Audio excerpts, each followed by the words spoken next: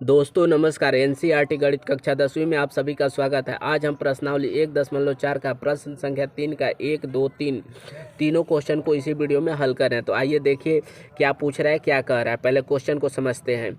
कुछ वास्तविक संख्याओं का दशमलव प्रसार नीचे दिए गए हैं। प्रत्येक स्थिति के लिए निर्धारित कीजिए कि यह संख्या प्रमेय संख्या है या नहीं।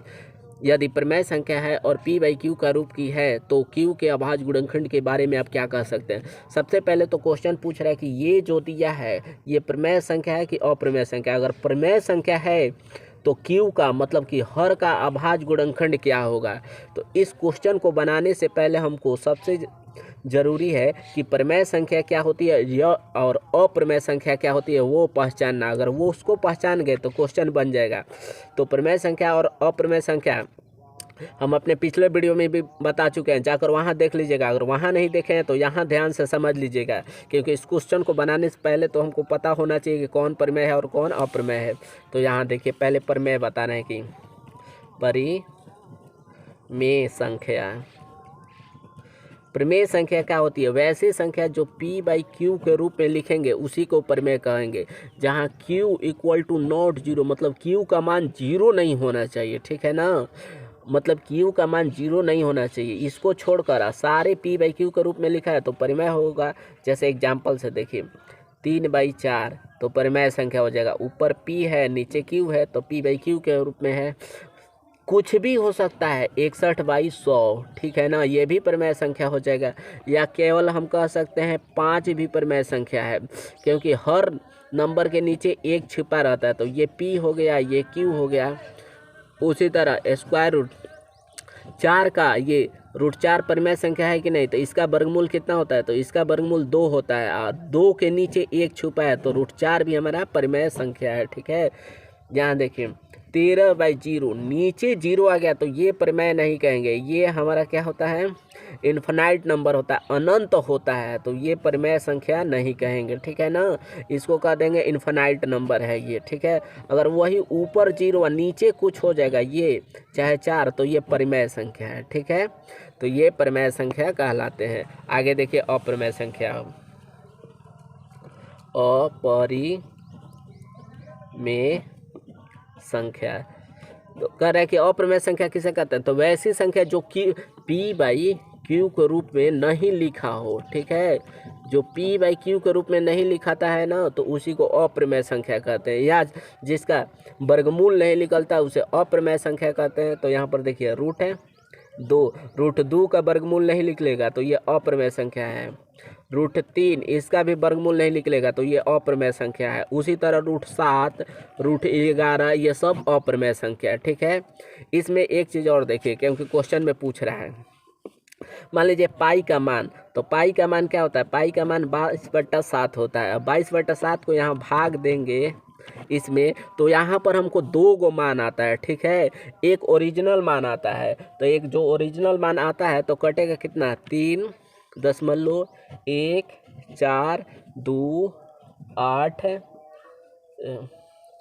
8 5 7 एक ये मान होता है। तो ये मान मतलब कि ये चीज़ बार बार रिपीट करेगा, ये इसको रिपीट का संख्या है। यहाँ दिए तो ये एक रिपीट करने लगेगा, फिर इसको भाग देंगे तो फिर यहाँ आएगा 1 4 2 8 5 7, फिर ये रिपीट करना लगेगा, ठीक है ना। तो ये मान हमारा ओरिजिनल नहीं है। जब हम क्वेश्चन बनाते हैं तो ये वाला लिखते हैं, जब ये रिपीट करने लगता है तो इसको परिमेय कहेंगे, परिमेय संख्या। और जो ओरिजिनल मान होता है ये पाई का मान 22/7, इसको भाग देते हैं तो ये कटता है 3.1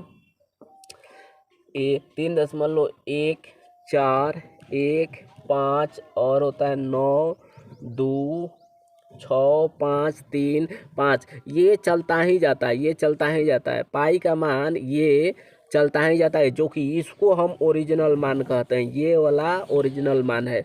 तो ये पाई का मान चलता ही जाएगा तो ये कटेगा नहीं। जब कटेगा नहीं तो इसे अपरिमेय संख्या कह देंगे, तो वही पाई का मान अप्रमेय संख्या होता है। ठीक है, ये वाला अगर कोई पूछ देगा पाई का वह मान जो रिपीट होता है तो परिमेय। यहाँ देखिए ये चीज़ भाग देकर आप देख लीजिएगा, हमको पता है इसलिए भाग नहीं दे रहे हैं, तो इतना से भाग देंगे तो ये इतना बार में कटेगा, फिर 1 4 2 8 5 7 में चला जाएगा, तो ये चीज़ बार बार रिपीट होगा। ठीक है, यहाँ एक चीज़ और देखिए, यहाँ पर जैसे मान लीजिए ये क्वेश्चन से देखिए, क्वेश्चन से समझ में आएगा। अब क्वेश्चन बना रहे हैं, क्या क्वेश्चन है पहला, ये पहला क्या क्वेश्चन दिया है, 43.1 2 3 4 5 6 7 8 9।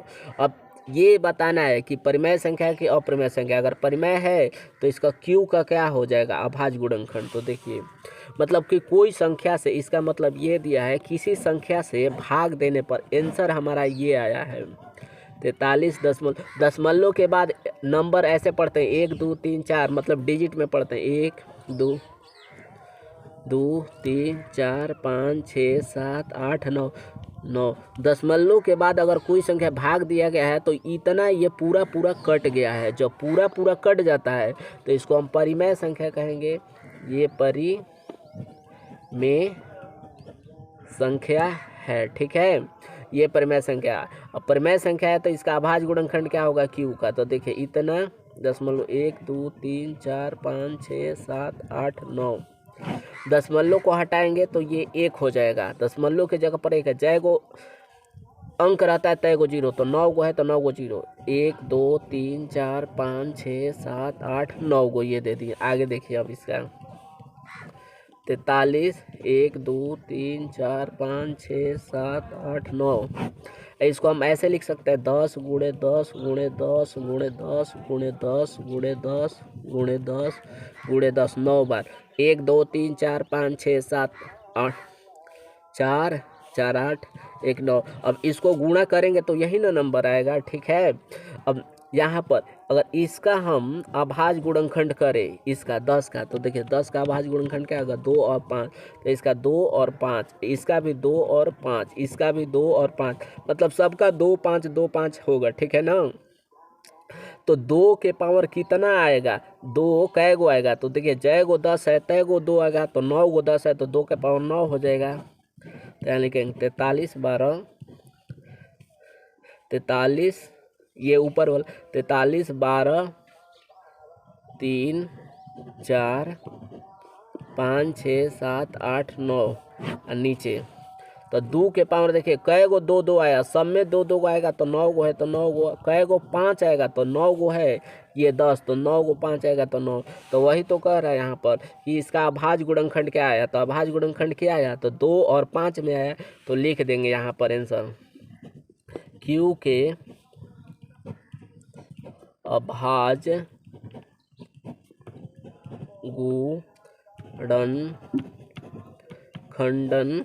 गुणनखंड 2 या 5 दोनों है। यही पूछ रहा है कि नीचे वाला में, ऊपर को अंश कहते हैं नीचे हर, तो क्यू का, ठीक है ना, यही तो है पी बाई क्यू। तो क्यू का अभाज्य गुणनखंड क्या है, तो क्यू का अभाज्य गुणनखंड 2 या 5 दोनों है। ठीक है, ये हमारा आंसर हो जाएगा। दूसरा देखिए क्या पूछ रहा है, दूसरा ये पूछ रहा है 0 12 0 फिर 12 00 12 000 12 4 गो जीरो क्या है। तो यहाँ देखिए दूसरा कैसे बनाएंगे। दूसरा क्वेश्चन क्या था, 0 12 0 12 00 12 000 12 4 गो जीरो। ये डैश डैश डैश इसका मतलब चलता जाएगा। ठीक है, अगर किसी संख्या में भाग दिया गया, ये चीज़ चलता ही गया है, जब चलता जाएगा और रिपीट नहीं होगा, ये आगे इसी तरह फिर हो जाएगा। हम 12 5 गो जीरो, जब चलता ही जाएगा तो इसको हम अपरिमेय कहते हैं। ये संख्या हमारा अपरिमेय संख्या है। और जब अप्रमेय संख्या है तो इसका क्यू होइबे नहीं करेगा, आंसर नहीं होगा, तो इसको यही छोड़ देंगे। ठीक है, आगे देखिए फिर तीसरा क्या कर रहा है। तीसरा ये वाला, तीसरा संख्या को क्या कर रहा है, यहाँ बना रहे हैं पेज पर, ये देखिए तीसरा,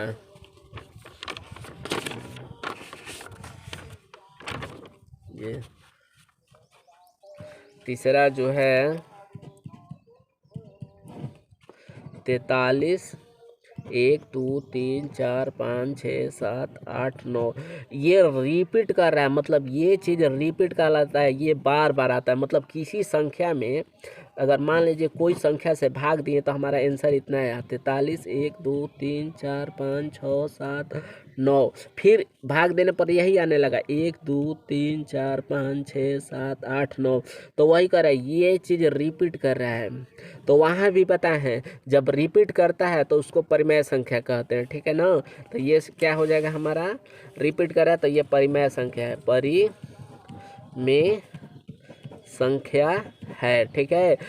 यह रिपीट नहीं करता रहेगा, ये इसका मतलब देखिए इतना, ये बार का मतलब होता है कि ये इतना बार जाकर फिर यही संख्या चालू हो गया, फिर यहाँ 1 2 चालू हो जाएगा, तो यही ये बार कहलाता है, इसी को रिपीट कर रहे हैं, ठीक है ना। तो यहाँ एक देखिए 100 में 99 से भाग दे रहे हैं यहाँ पर, तो देखिए 99 में 100 से भाग दे रहे हैं, तो एक बार में जाएगा 99, ये एक, ये कट गया, दशमलव देखे 1 0, एक दशमलव से 1 0 ले लिए फिर भी नहीं जा रहा है, तो एक और 0 बैठाएंगे, तो यहाँ भी 1 0 बैठाना पड़ेगा, फिर एक बार में जाएगा ये 99, फिर एक कट गया, एक दशमलव से 1 0 अभी भी नहीं जा रहा है, तो 1 0 और लेंगे, ठीक है। तो फिर कितना बार में जाएगा 1 0, ये दशमलव से यहाँ ले लिए तो 1 0 और बैठाएंगे ना 2 के लिए, ठीक है।